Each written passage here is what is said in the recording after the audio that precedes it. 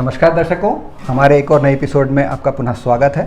जैसा कि आप जानते ही हैं कि हर बार हम बीमारियों और बीमारियों के उपचार, उनकी डायग्नोसिस और उनके प्रिवेंशन से जुड़े हुए तमाम एक्सपर्ट्स को लेकर के आपके समक्ष मौजूद होते हैं।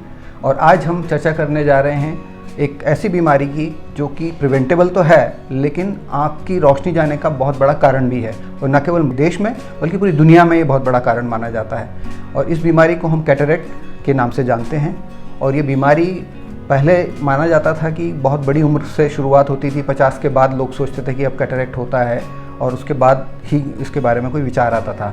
लेकिन आज की डेट में ये अर्ली एज में भी होने लगी है। ये क्यों होने लगी है, इसके क्या कारण हैं, इसको हम इससे कैसे बच सकते हैं, इसके उपचार किस तरह के अवेलेबल हैं, तो इसके लिए आज हम मौजूद हैं प्रदेश के जाने माने eye surgeon doctor PS Bindra ji के साथ। डॉक्टर बिंद्रा 35 से अधिक वर्षों का अनुभव रखते हैं और उन्होंने अपने जीवन में हजारों की तादाद में कैटरेक्ट की सर्जरीज़ की हैं, कैटरेक्ट को ठीक किया है, और उनके पेशेंट्स हैं पूरे प्रदेश नहीं, प्रदेश के बाहर से भी आते हैं। तो सर, आपका हमारे एपिसोड में बहुत बहुत स्वागत है। और जैसा कि सर आपने सब्जेक्ट लाइन से समझ ही लिया होगा, तो आज हम ये जानने के लिए उपस्थित हुए हैं कि जो कैटरेक्ट है एग्जैक्टली क्यों होता है। हम यहाँ से आपसे शुरुआत करना चाहेंगे। कैटरेक्ट जो है हमारे शरीर की आँख की जो बनावट है या संरचना है वो इस प्रकार होती है जैसे कैमरा होता है। जैसे कैमरे से देखने में के लिए लेंस की ज़रूरत होती है, उसी प्रकार हमारी आँख में भी एक नेचुरल कुदरती लेंस होता है जो आँख का नॉर्मल स्ट्रक्चर होता है जी। ये कॉन्वेक्स लेंस होता है जो कि प्रोटीन्स और फाइबर का बना होता है जी। और ये लेंस के कारण ही जो किरणें हैं, प्रकाश की किरणें, वो रेटिना पर फोकस होती हैं, आँख के पर्दे पर केंद्रित होती हैं, फोकस होती हैं जी। ये आँख के देखने का एक सिस्टम होता है, और ये सभी आँखों में एक सा सिस्टम होता है। और जैसे जैसे उम्र बढ़ती है, कई कारणों से जब ये लेंस किसी कारण भी इसके अंदर धुंधलापन आने लगता है या ये पारदर्शी लेंस अपारदर्शी बनने लगता है, तब इस अवस्था को कैटरेक्ट कहा जाता है जी जी। तो सर, जैसा कि पहले माना जाता था कि जो ये बीमारी है मोतियाबिंद बड़ी उम्र में ही देखने में आया करती थी, लेकिन अब जो ट्रेंड है अब चेंज हुआ है। अब आप कहाँ से, किस उम्र से देखना शुरू कर रहे हैं कि कैटरेक्ट की शुरुआत अब किस उम्र से आपको दिखाई देना शुरू हो गई है? इसमें क्या होता है, कैटरेक्ट कई प्रकार से बनता है जी। कैटरेक्ट जन्मजात भी होता है जिसको कंजेनिटल कैटरेक्ट कहते हैं। ये कैटरेक्ट जन्म से ही होता है। जब बच्चे का गर्भ के अंदर डेवलपमेंट होता है, विकास होता है, उस समय जब आँख का विकास हो रहा होता है, अगर कोई माँ को बीमारी हो जाए, लाइक रुबेला बीमारी हो जाए, या हाई ग्रेड फीवर आ जाए, या किसी कारण से प्रोटीन और विटामिन्स की या मिनरल्स की कमी हो जाए, या कोई ऐसी क्रॉनिक डिजीज़ हो जाए जिससे माता का स्वास्थ्य ही गड़बड़ हो, उस समय जो बच्चे का होने वाला डेवलपमेंट है आँख का, उसके अंदर इसका प्रभाव पड़ता है। तो पैदाइशी मोतियाबिंद बोलते हैं, या जन्मजात या कंजेनिटल कैटरेक्ट कहा जाता है। इसमें बच्चा जब होता है उस समय देखते हैं कि बच्चा देख नहीं पा रहा है, लाइट की तरफ सिर नहीं हिला पा रहा है, तो ये पैदाइशी मोतियाबिंद है। दूसरा मोतियाबिंद होता है किसी चोट के कारण, बच्चे तीर कमान से खेलते हैं, बॉल से खेलते हैं, या गिर जाते हैं, या रोड साइड एक्सीडेंट हो जाते हैं, या चोट किसी भी प्रकार की चोट लग जाए, या जोर से एक किसी के हाथ का लग जाए, तो इस कंडीशन में भी कैटरेक्ट बन सकता है। कोई भी कारण जो कि अपने नेचुरल कुदरती लेंस को अपनी जगह से जोर से हिलाती है, जिसको कंकशन इंजरी बोलते हैं जी। धमस लगना या बहुत जोर से हिल जाना जी जी। उस कंडीशन में भी कैटरेक्ट बन सकता है। इसके आगे जो कैटरेक्ट की बात है, एज के साथ तो कैटरेक्ट होता है, जिसको सेनाइल कैटरेक्ट कहते हैं, जो कि उम्र के साथ बनता है। बाकी उन लोगों में कैटरेक्ट ज़्यादा होता है जो भट्टी में काम करते हैं, गर्मी में काम करते हैं, या फील्ड वर्कर हैं जो अल्ट्रावायलेट रेस पे ज़्यादा रहते हैं। तो ये सारे कारण हैं कैटरेक्ट के। तो कैटरेक्ट सिर्फ उम्र के कारण नहीं होता, बहुत सारे कारण हैं। तो कैटरेक्ट जब बनता है, डायबिटिक कैटरेक्ट भी होता है, डायबिटीज़ की बीमारी जिसकी अनकंट्रोल रहती है उनको कैटरेक्ट जल्दी बनता है। मेटाबॉलिक कैटरेक्ट होता है, कोई मेटाबॉलिज्म की डिजीज़ होती हैं जिसके अंदर की शरीर का पूरा इंटरनल स्ट्रक्चर और पूरी फिजियोलॉजी चेंज हो जाती है, तब भी कैटरेक्ट बनता है। कहने का मतलब है कैटरेक्ट तो एक है जिसके अंदर नेचुरल लेंस अपारदर्शी हो गया या ओपेक हो गया, पर इसके कारण बहुत से हैं। जी जी। जब भी हमको कैटरेक्ट किसी कारण से मिलता है तो हम थोड़ी सी हर मरीज की एक हिस्ट्री लेना चाहते हैं, उसकी बीमारी का इतिहास, कब से हुआ, क्यों हुआ, कैसे हुआ, फैमिली में और किसी को तो जल्दी नहीं होता है कैटरेक्ट, या कोई चोट तो नहीं लगी, कोई और बीमारी तो नहीं है। ये सारे क्वेश्चंस पेशेंट से किए जाते हैं। जी, तो सर आपने जैसा कि बताया कि इसके इंटरनल और एक्सटर्नल दोनों ही कारण हो सकते हैं इस बीमारी के लिए। इंटरनल में आपने बताया कि कुछ हेरिडिटी इशू भी हो सकते हैं, माँ को कुछ बीमारी हुई हो तो बच्चे में आ सकता है। इसके अलावा आपने बताया कि डायबिटिक होने की वजह से भी ये मतलब आई डिजीज़ ये वाली हो सकती है। तो इसके बाद हम आपसे ये जानना चाहेंगे कि यह बीमारी जैसा कि आपने बताया कि प्रिवेंटेबल है, तो इसका ट्रीटमेंट किस तरह से होता है, थोड़ा इस बारे में दर्शकों को बताएं। एक बार कैटरेक्ट बन जाने के बाद उसका एक ही इलाज है, कोई मेडिकल ट्रीटमेंट उस बने हुए कैटरेक्ट को हटा नहीं सकता। ये भ्रांतियां हैं कि आई ड्रॉप डाल लिया जाए या कुछ और कर दिया जाए, कोई ट्रीटमेंट लेके वेट किया जाए तो कैटरेक्ट हट जाएगा। आज तक कोई भी ऐसी दवा नहीं बनी जो कि बने हुए कैटरेक्ट को किसी दवा से अपन हटा सकें। कैटरेक्ट का एक ही इलाज है मोतियाबिंद का कि उसको हटाया जाए अपनी जगह से और उसकी जगह पर लेंस प्रत्यारोपण या लेंस IOL कहते हैं, इंट्राऑक्यूलर लेंस प्रत्यारोपण या ट्रांसप्लांट किया जाए। यही उसका एक बहुत इफ़ेक्टिव और कारगर उपाय और इलाज है। जी, तो जैसा आपने बताया कि किसी भी तरह की मेडिसिन से इसका उपचार नहीं किया जा सकता, इसका एकमात्र उपचार है कि जो आपका लेंस ख़राब हुआ है उसकी जगह आप नया लेंस लगा दीजिए। तो इसमें आप कैसे डिसाइड करते हैं कि किस पेशेंट को किस तरह के लेंस की ज़रूरत है, थोड़ा हमारे दर्शकों को जानकारी दीजिए। सबसे पहले तो जब मरीज आता है मोतियाबिंद के लिए इलाज कराने या ऑपरेशन के मन बनाकर आता है, तो पूरी हिस्ट्री लेने के बाद पेशेंट का ऑक्यूपेशन पूछा जाता है कि पेशेंट करता क्या है, अगर कोई उसकी रिक्वायरमेंट क्या है, उसको किस तरह का विज़न चाहिए।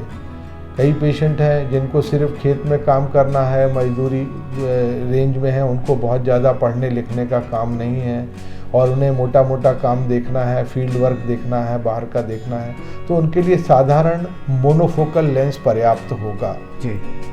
परंतु जो बच्चे जैसे कंजेनिटल कैटरेक्ट है, पैदाइशी मोतियाबिंद है, उन बच्चों के लिए हम चुनते हैं हाइड्रोफोबिक लेंस, ताकि वो लेंस लंबे समय तक आँख के अंदर ख़राब नहीं होते हैं और चलते रहते हैं और उसका कोई रिएक्शन भी नहीं होता है। जी। और इन मरीजों में, इन बच्चों में लेंस का पावर कैलकुलेशन भी के लिए भी फार्मूला होते हैं। उस फार्मूले के हिसाब से कौन से पावर का लेंस किस बच्चे के लिए उपयोगी होगा, ये पूरी एक सिस्टम बना हुआ है, तो उस सिस्टम को फॉलो किया जाता है। जी।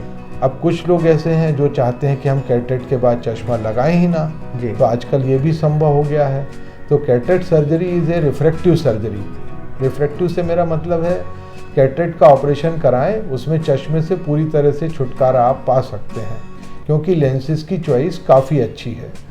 Monofocal lens, EDOF lens, multifocal lens, trifocal lens, toric lens, multifocal toric lens, trifocal toric lens, ये अलग अलग वैरायटी के लेंस हैं। तो सर जैसे कि आपने बहुत सारे लेंसेज की प्रकार बताए हैं, तो इसमें थोड़ा सा ब्रीफ में अगर एक एक लेंस के बारे में हमें आप बता देंगे कि क्यों कौन सा लेंस किस लिए उपयोगी होता है और उसका क्या यूटिलिटी है।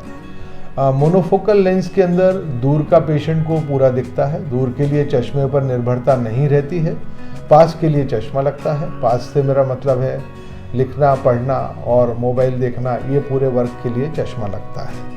अब कुछ लेंस इस प्रकार के होते हैं, जैसे पेशेंट को दूर का अच्छा देखना चाहते हैं पर ड्राइवर हैं जैसे जिसको नाइट ड्राइविंग करनी होती है, उन पेशेंट्स के लिए अलग लेंसेज आते हैं, एंटी ग्लेयर लेंस आते हैं और इस टाइप के लेंस आते हैं। और या फिर इसमें जो नए लेंस आ गए हैं जिसको बोलते हैं कि glare free, anti glare, glare free lens आते हैं, glistening free and glare free lenses होते हैं, वो अवेलेबल हैं। अगर पेशेंट की ये चॉइस है कि मेरे को पास भी चश्मा नहीं लगाना है और दूर का भी चश्मा नहीं लगाना है, तो उसके लिए मल्टीफोकल लेंस होता है जिसमें दूर और पास दोनों अच्छा दिखता है। जी। नेक्स्ट क्वालिटी, जो नेक्स्ट टाइप ऑफ लेंस आता है वो आता है ट्राईफोबिक लेंस या ट्राईफोकल लेंस, जिसके अंदर दूर, इंटरमीडिएट और नियर तीनों काम वो लेंस कर सकता है। ये बात अलग है कि ये लेंसेज थोड़े से जैसे जैसे हम लोग फैसिलिटी या सुविधा बढ़ाते जाते हैं, लेंस की कीमत में भी फ़र्क आता रहता है। तो लेंस डिसाइड करते समय पेशेंट को उनकी रिक्वायरमेंट क्या है और पेशेंट का अपना बजट क्या है। अगर पेशेंट की रिक्वायरमेंट ज़्यादा नहीं है तो अननेसेसरी बहुत महंगा लेंस सजेस्ट नहीं करना चाहिए। अगर पेशेंट की रिक्वायरमेंट है, कंप्यूटर पे काम करना है, इंटरमीडिएट रेंज चाहिए, स्क्रीन पे देखना है, लैपटॉप पे काम करना है, साइमल्टेनियसली दूर भी देखना है, उस कंडीशन में trifocal lenses they are very important. Extended depth of focus lenses they are also there, जिसके अंदर पूरी range of depth of focus मिलती है। Continuous range of vision, that is the new lens, CRV lenses बोलते हैं, वो भी available हैं। तो कहने का मतलब है पेशेंट के हिसाब से, उसकी नज़र के हिसाब से हम लेंस को चूज़ करके उसके विज़न को कस्टमाइज़ कर सकते हैं। आज हमारे पास चॉइस है जी। जब लेंस शुरू हुए थे तो there was no choice, there was only monofocal lens. तो अभी तो हमारे पास बहुत बड़ा कैफेटेरिया है, चॉइस है। हम पेशेंट की नीड के हिसाब से उसको कस्टमाइज़ करके पेशेंट को चश्मे की निर्भरता मतलब उसकी ख़त्म कर सकते हैं, उससे निजात कर सकते हैं, चश्मे से निजात दिला सकते हैं। तो सर, जैसा कि आपने लेंस के बारे में काफ़ी अच्छी जानकारी दी, दर्शकों को संभवतः उनकी पूरी वैरायटी के बारे में आपने समझाया, लेकिन घूम फिर कर के क्वेश्चन आता है, कई लोगों के दिमाग में आता है कि ऐसी नौबत ही ना आए कि कैटरेक्ट हमारी आंखों में डेवलप हो, तो इसके लिए क्या कोई प्रिवेंटिव मेजर्स लिए जा सकते हैं? जी, कैटरेक्ट का बनना तो एक एजिंग प्रोसेस के साथ है। जैसे बालों का सफ़ेद होना, स्किन पे झुर्रियाँ आना, उसी प्रकार के जब आँख की एजिंग होती है तो ये जो लेंस के अंदर प्रोटीन है वो डीनेचर्ड होने लगता है और उसके कारण मोतियाबिंद या कैटरेक्ट बनता है।